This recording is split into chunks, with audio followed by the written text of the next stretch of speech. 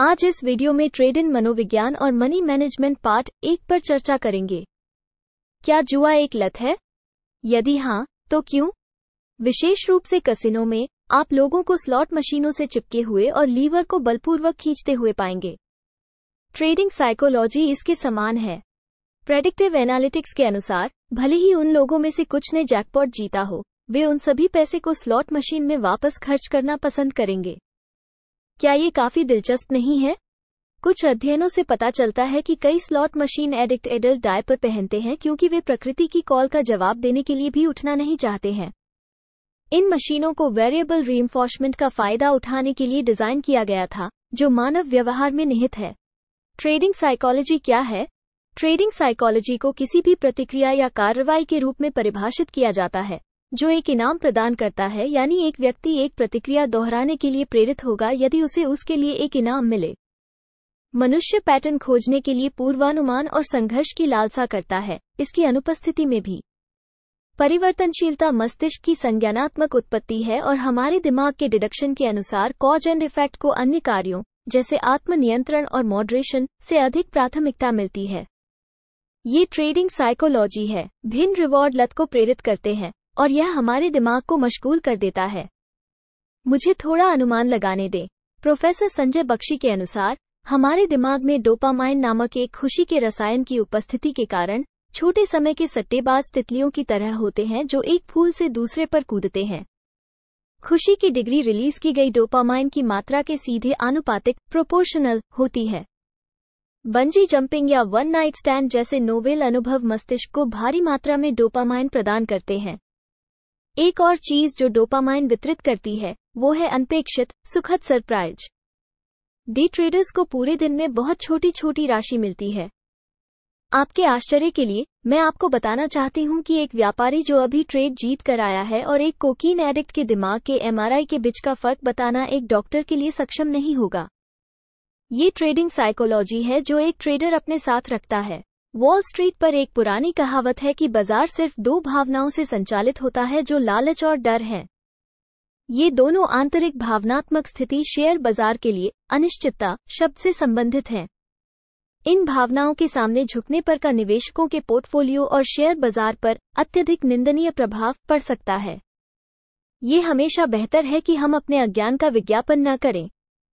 इसलिए एक आम आदमी होने के नाते मैं कुछ सामान्य ज्ञान साझा करना चाहती हूँ। लालच क्या है? यह मनुष्य का एक अंतर्निहित स्वभाव है कि वह एक बार कुछ पाने के बाद उसके लिए वापस लालसा करता है। ये ट्रेडिंग साइकोलॉजी के आवश्यक भाग में से एक है। कृपया एक पीड़ित के रूप में खुद को अकेला महसूस न करें, मैं आपके साथ हूँ। ये हमारे दिमाग के माध्यम से केमिकल रश उत्पन्न करता है और मस्तिष्क में हमारे लॉजिकल फैकल्टी को अवरुद्ध करके हमें पक्षपात बनाता है। हमें इसकी लत लग जाती है। डर क्या है? ट्रेडिंग साइकोलॉजी का एक अन्य रूप फियर है।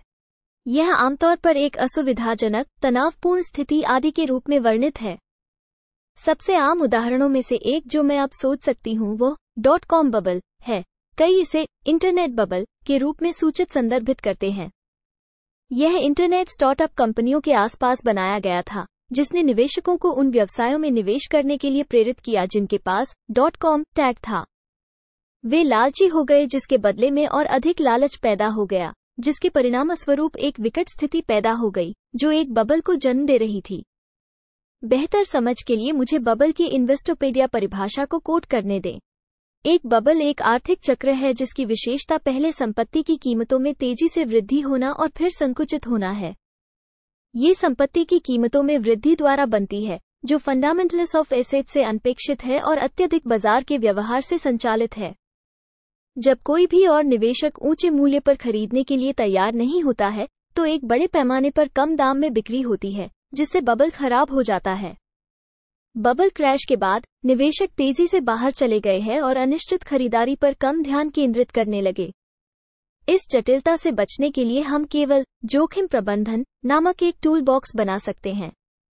हालांकि इस पूरी अवधारणा को समझाना के लिए इस लेख के दायरे से परे है। इसके आधार पर एक पूरा पाठ्यक्रम विकसित किया जा सकता है। ट्रेड को प्रभावी ढंग से कैसे प्रबंधित करें? जैसा कि यह लेख मनी मैनेजमेंट पर केंद्रित है, मेरा लक्ष्य इसकी एक बुनियादी समझ बनाना है। ये जोखिम प्रबंधन का एक अभिन्न अंग है। एक व्यापारी इसके बिना लंबे समय तक जीवित नहीं रह पाएगा। यह अस्तित्व के सवाल से संबंधित है। यह व्यापारी के लंबे समय तक बने रहने की संभावना को बढ़ाता है।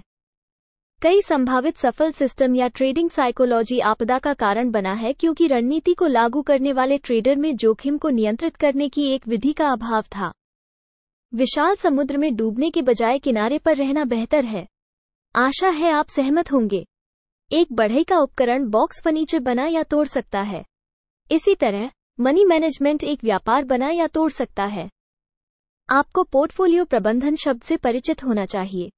यदि नहीं, तो कोई बात नहीं। आगे देखते रहो। पोर्टफोलियो मैनेजमेंट क्या है?